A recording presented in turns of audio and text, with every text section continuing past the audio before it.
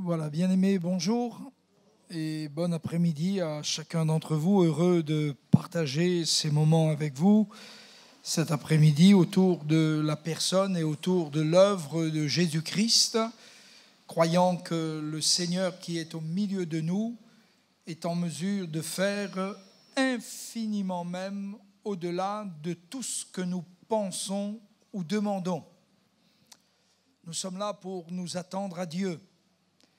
Nous sommes là pour voir le Seigneur se manifester par des signes, par des prodiges et par des miracles. Nous prêchons l'Évangile afin que les hommes et les femmes arrivent à la repentance et qu'acceptant Jésus dans leur cœur comme leur Seigneur et leur Sauveur personnel, ils soient sauvés. Nous ne nous produisons pas, nous ne nous prêchons pas nous-mêmes, mais nous annonçons la bonne nouvelle du royaume de Dieu. Et ce Jésus qui est vivant, ce Jésus qui est présent au milieu de nous, il veut nous sauver. Il veut apporter dans notre vie le réconfort, la paix, la délivrance, la guérison, le salut. Je ne sais pas si vous avez déjà rencontré Jésus, mais j'aimerais vous dire que c'est une personne merveilleuse. Et tous ceux qui l'ont rencontré, quel que soit l'état dans lequel ils étaient, ont eu leur vie complètement changée. La Bible dit, si quelqu'un a rencontré le Christ, il est une nouvelle créature.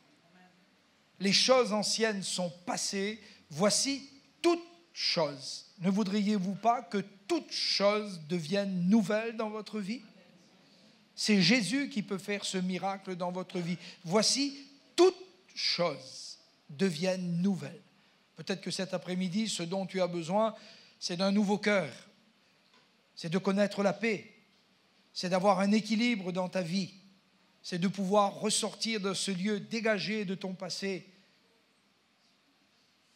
délivré de tes angoisses, de tes chaînes, sortir de ce lieu en étant une nouvelle créature.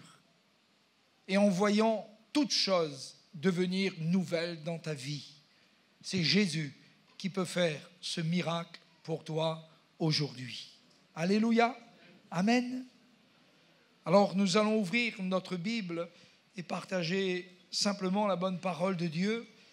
Dans l'Évangile selon Marc, nous aurons dans quelques instants des hommes et des femmes qui vont s'engager par les eaux du baptême, comme nous un jour nous nous sommes engagés par les eaux du baptême. Quand j'ai rencontré Jésus, j'étais un homme vaincu par le péché. Et en rencontrant Jésus, toute ma vie a été changée. Ce qui me tenait lié, les passions, les vices, la drogue, l'alcool, le sexe, toutes ces choses qui faisaient mon attrait, qui faisaient ma joie de vivre, étaient en réalité des choses qui m'emprisonnaient, qui m'ont fermé et qui me rendaient de plus en plus esclave. Mais le jour où j'ai entendu l'Évangile, le jour où j'ai accepté Jésus dans mon cœur comme mon Seigneur et comme mon Sauveur personnel, je suis devenu, moi aussi, une nouvelle créature. On ne naît pas chrétien. Vous m'entendez ? On ne naît pas chrétien. Chrétien, on le devient. Et cet après-midi, si toi aussi tu veux devenir chrétien, ta vie changera. Et tu connaîtras le bonheur, le salut et la paix. Alors, l'évangile de Marc au chapitre 16 et au verset 9. Jésus étant ressuscité le matin du premier jour de la semaine, apparut d'abord à Marie de Magdala, de laquelle il avait chassé 7 démons.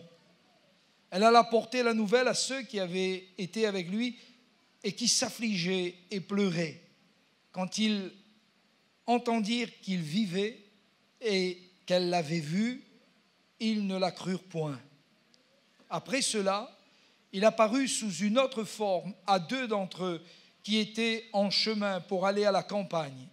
Il revint l'annoncer aux autres, qui ne les crurent pas non plus. Enfin, il apparut aux 11 pendant qu'ils étaient à table Et il leur reprocha leur incrédulité et la dureté de leur cœur, parce qu'ils n'avaient pas cru ceux qu'il avait vus ressusciter. Puis il leur dit, allez par tout le monde et prêchez la bonne nouvelle à toute la création. Celui qui croira et qui sera baptisé sera sauvé, mais celui qui ne croira pas sera condamné. Voici les miracles qui accompagneront ceux qui auront cru. En mon nom, dit-il, ils chasseront les démons, ils parleront de nouvelles langues, ils saisiront des serpents. S'ils boivent quelque breuvage mortel, il ne leur fera point de mal. Ils imposeront les mains aux malades, et voici, les malades seront guéris. Le Seigneur, après leur avoir parlé, fut enlevé au ciel, et il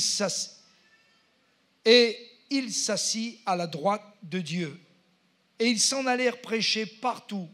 Le Seigneur travaillait avec eux et confirmait la parole par les miracles qui l'accompagnaient. Amen, amen. Jésus étant ressuscité le matin du premier jour. Ce fut certainement là le moment le plus extraordinaire qu'a vécu les disciples. Ils ont vu Jésus ressuscité. C'est ce qui peut vous arriver, chers amis, de plus merveilleux cet après-midi, c'est de rencontrer le Christ qui est ressuscité. Et vous savez qu'il est ici? Il est là, le Seigneur. Connaissant avec vérité chacune de nos vies, personne ici n'est caché à ses yeux. Personne. Personne. Il nous connaît dans les moindres détails de notre vie. Et ce que nous voudrions peut-être cacher comme étant la honte de notre vie, lui, le Seigneur, il le connaît exactement. Il n'y a pas ici d'étranger pour le Christ ressuscité. Il n'en existe pas. Il nous connaît par notre nom. Et voyez-vous, les disciples, ils l'avaient vu mourir. Mettez-vous un instant à leur place. Pendant 3 ans, Jésus les avait accompagnés. Ils avaient vu des choses que personne n'avait vues avant eux. Ils avaient vu Jésus se lever un jour dans une tempête, alors que la barque était sur le point de s'enfoncer et que les disciples, habitués même à la mer, eurent une crainte et ils ont dit « Seigneur, ne t'inquiètes-tu pas de ce que nous périssons ?» Et tout d'un coup, Jésus s'est réveillé et il a dit à la mer « Silence, tais-toi !» Et à ces paroles, la Bible dit qu'il y eut un grand calme. Une autre fois, ils se rendirent avec lui à un sépulcre où un homme était mort depuis 4 jours. Il s'appelait Lazare de Béthanie. C'était une famille avec laquelle Jésus avait des affinités et que Jésus aimait. Et quand il est arrivé au-devant de ce tombeau, alors que les sœurs du mort lui dirent « Mais Seigneur, ça fait 4 jours qu'il est là. Et il sent déjà. Il est déjà en décomposition. » Mais mes amis, rien n'est impossible à Dieu. Avez-vous quelques maladies cet après-midi? Avez-vous quelque infirmité? Avez-vous quelque douleur? Mais à ce Jésus, tout est possible. Tout est possible. Vous m'entendez? Tout est possible. Et devant ce tombeau, alors qu'elle raisonnait en disant « Mais Seigneur, ça fait 4 jours qu'il est là, mais il commence à sentir, son corps est en décomposition. » Jésus dit, et c'est ce que j'aimerais vous dire cet après-midi, « Ne t'ai-je pas dit que si tu crois, tu verras la gloire de Dieu ?» Et là, tout d'un coup, Marthe et Marie prirent cette parole. Et la Bible dit qu'elles ordonnèrent que la pierre qui était devant le tombeau soit roulée. Et puis Jésus a parlé d'une voix forte. Et il a dit « Lazare, sors !» Et mes amis, le mort est sorti, les pieds et les mains liés. Déjà, quand vous êtes vivant, marcher les pieds et les mains liés, c'est quelque chose d'impossible. Alors quand vous êtes mort et que vous revenez à la vie, c'est une chose qui est doublement impossible. Le mort est sorti. Vous savez pourquoi le mort est sorti? Parce que la mort a rendu Lazare. Parce que celui qui a le pouvoir de la mort, c'est-à-dire le diable, il a dû rendre Lazare parce que la voix de Jésus est parvenue jusqu'au séjour des morts. Mais la Bible dit que ce Jésus, il est mort, lui aussi. Il a été mis au rang des malfaiteurs. Et le Fils de Dieu a été couronné d'épines. Le Fils de Dieu a été crucifié entre deux brigands. Le Fils de Dieu a été méconnaissable. Et là, sur cette croix, entre deux brigands, élevé entre ciel et terre, Jésus mourait, pas pour lui, mais pour nous. Il mourait à cause de nos péchés qui nous cachaient la face de Dieu, de nos péchés qui l'empêchaient de nous écouter, de nos péchés qui avaient élevé un mur de séparation entre ce Dieu 3 fois saint et nous les hommes pécheurs. Et Jésus est mort, et dans cette mort, la Bible dit, vous savez ce qu'il a fait? Il a renversé le mur de l'inimitié, il l'a renversé, il l'a poussé, il l'a renversé, et il a rétabli entre nous les hommes et Dieu le Père. Il a rétabli la communion. Cet après-midi, à cause de Jésus, par Jésus et en Jésus, tu as une communion avec Dieu. Tu peux t'approcher de Dieu pour être secouru dans tous tes besoins. Et la Bible dit que cette mort a été si significative que le voile qui était dans le temple et qui représentait toute l'histoire du judaïsme, toute l'histoire d'une séparation entre un Dieu 3 fois saint et des hommes pécheurs, le voile a été déchiré du haut jusqu'en bas. Cet après-midi, si tu veux t'approcher de Dieu, toi, tu peux le faire cet après-midi parce que Jésus est là pour toi, pour être un médiateur entre toi et Dieu et pour apporter dans ta vie la bénédiction de Dieu le Père. Alléluia.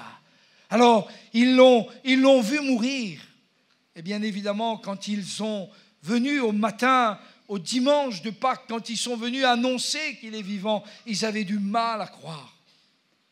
Mais si tu as du mal à croire que Jésus est vivant, cet après-midi, écoute-moi, Jésus lui-même peut venir toucher ta vie. Et l'évangile ne repose pas sur un discours persuasif de la sagesse.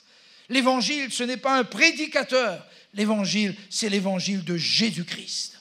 C'est dans l'évangile qu'est la puissance de Dieu. Et ce Jésus qui est ressuscité des morts, si tu l'invoques cet après-midi, si tu te tournes vers lui cet après-midi, c'est lui-même qui touche ta vie. Et c'est lui-même qui pardonne tes péchés et qui te guérit de toutes tes maladies. Alléluia. N'oublions jamais que l'évangile, ce n'est pas l'évangile de l'homme. Ce n'est pas l'évangile d'un homme. Ce n'est pas l'évangile de la fanfaronnade. Ce n'est pas l'évangile du spectacle. C'est l'évangile de Jésus-Christ, dans lequel Dieu lui-même vient agir avec puissance et avec gloire dans notre vie. Et cet évangile, c'est l'évangile de Jésus-Christ. C'est cet évangile qui peut changer ta vie. C'est ce Christ qui peut changer ta vie cet après-midi parce que lui, il est toujours vivant pour secourir ceux qui s'approchent de lui. Alors, ils l'ont vu ressusciter et enfin, il est apparu. C'est-à-dire qu'il s'est manifesté. Et cet après-midi, en prêchant l'évangile de Jésus-Christ, je vous lance aussi un défi, chers amis.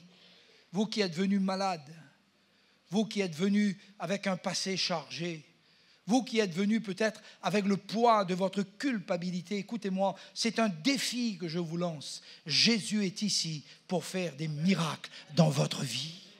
Il est ici pour toucher votre vie. Il est ici pour changer votre vie.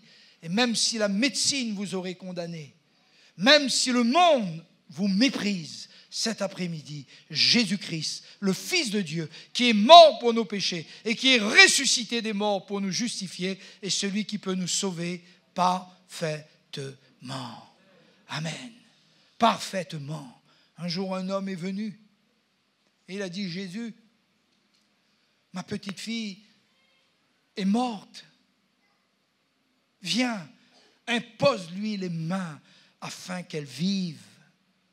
Et Jésus a regardé cet homme avec attention. Et il est allé et il a ressuscité la petite fille de cet homme qui s'appelait Jairus. Dis-lui, viens Jésus. La mort est dans ma vie. Mon âme est dans une prison, Jésus. Mon corps est malade. Je suis condamné par la médecine, Jésus. Mais viens cet après-midi, touche-moi et guéris-moi. Alléluia. La Bible dit, quand un malheureux crie, le Seigneur l'Éternel, il l'entend et il le délivre de toutes ses détresses. Et Jésus les envoie avec ce message. Allez prêcher la bonne nouvelle à toute la création. Et cette bonne nouvelle, c'est que Jésus nous aime. Ça, c'est une bonne nouvelle. Le Fils de Dieu nous aime. Et dans l'Évangile, il dit, quand bien même nos péchés, écoutez-moi, quand bien même nos péchés seront aussi rouges que le cramoisi, qui est d'un rouge vif, qui est d'un rouge éclatant, quand bien même notre vie serait une ruine, lui, le Seigneur, parce qu'il est le Seigneur, parce qu'il est le Fils de Dieu, lui, il nous rendra aussi purs que la neige blanche. Il nous purifiera dans notre cœur. Il libérera notre conscience des œuvres mortes. Il changera notre nature pécheresse et il nous donnera la nature nouvelle des enfants de Dieu. Alléluia. C'est ce Jésus. Et il dit, allez prêcher cette bonne nouvelle à toute la création. À toute la création. Donc à vous aussi cet après-midi. À toi aussi cet après-midi, qui a vécu jusqu'à présent, peut-être sans Jésus, qui a fait des choses dont tu rougis peut-être. Toi qui as été brisé par la vie, c'est à toi que s'adresse cette bonne nouvelle. Le Fils de l'homme est venu chercher et sauver ceux qui étaient perdus. Alléluia. Il est dit, celui qui croira. Voilà ce qui est important. Ce qui est important, c'est de croire. Voilà ce qui fait la différence entre les hommes. Voilà ce qui a sauvé l'un de ces brigands à la croix. C'est qu'il a cru. Celui qui croira. Est-ce que tu crois? Est-ce que tu crois? Un jour, un homme, devant l'échec de sa vie, devant l'impuissance des hommes, a dit, Seigneur, je crois, viens au secours de mon incrédulité. Et à ce moment-là, quand il a dit, je crois, Seigneur, le Seigneur est intervenu. Et tu sais, le combat qui est dans ton cœur cet après-midi, c'est justement le combat de la foi.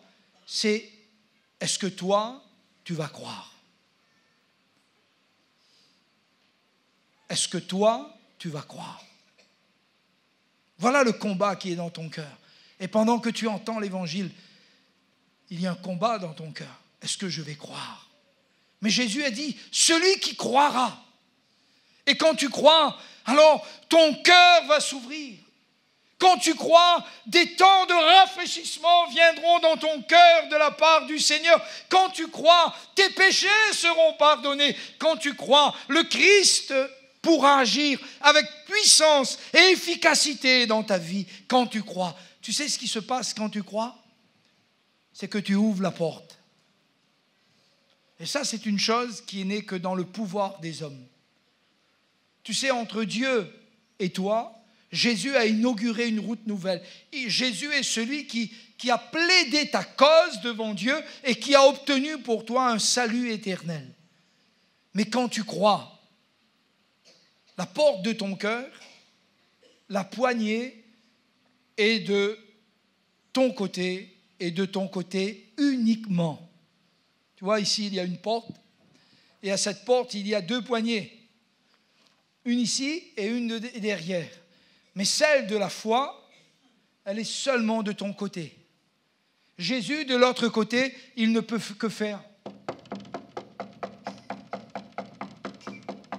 Et c'est pourquoi il dit dans l'Évangile, voici, je suis à la porte, et il est à ta porte cet après-midi, et il frappe.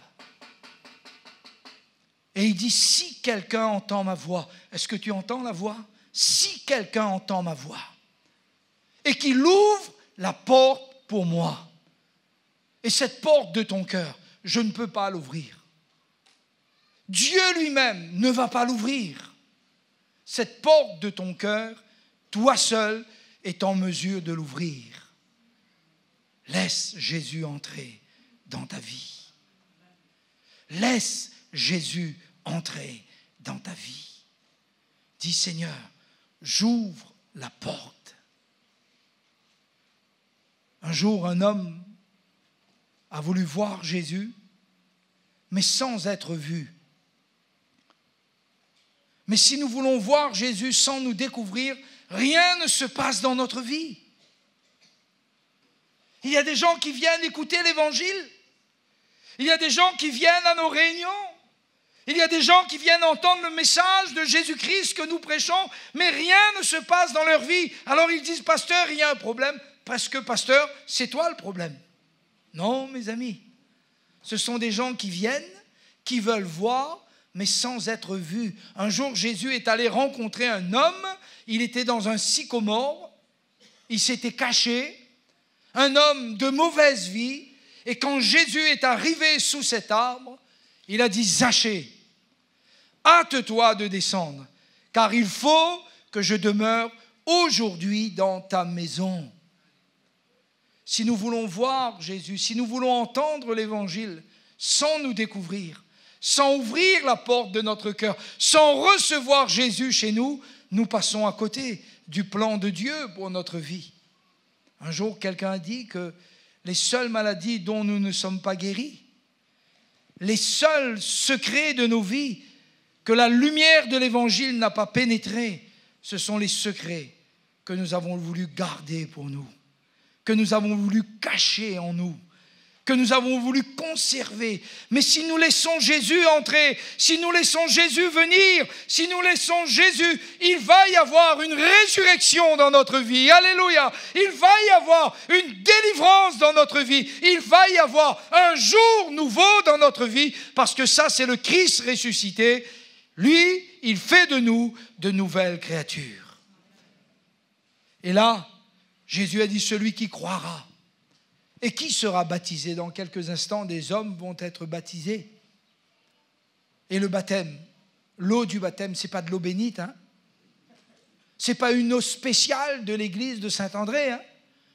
C'est une eau quelconque. Mais cette eau du baptême, elle a une figure.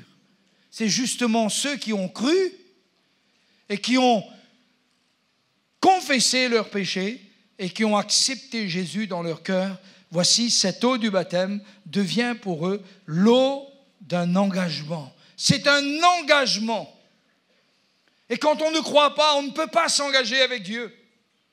Quand on ne croit pas, on n'est pas engagé avec Dieu. Quand on ne croit pas, notre cœur est encore, sous l'influence du monde et du péché. Mais quand on croit en Jésus, quand on l'accepte dans notre cœur comme notre Seigneur et notre Sauveur personnel, nous devenons une nouvelle créature.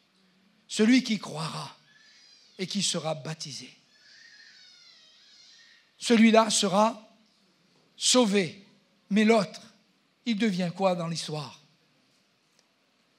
Car Dieu a tant aimé le monde qu'il a donné son Fils unique, afin que quiconque croit en lui, premièrement, ne périsse point.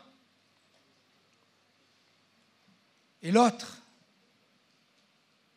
celui qui ne croit pas, il est quoi?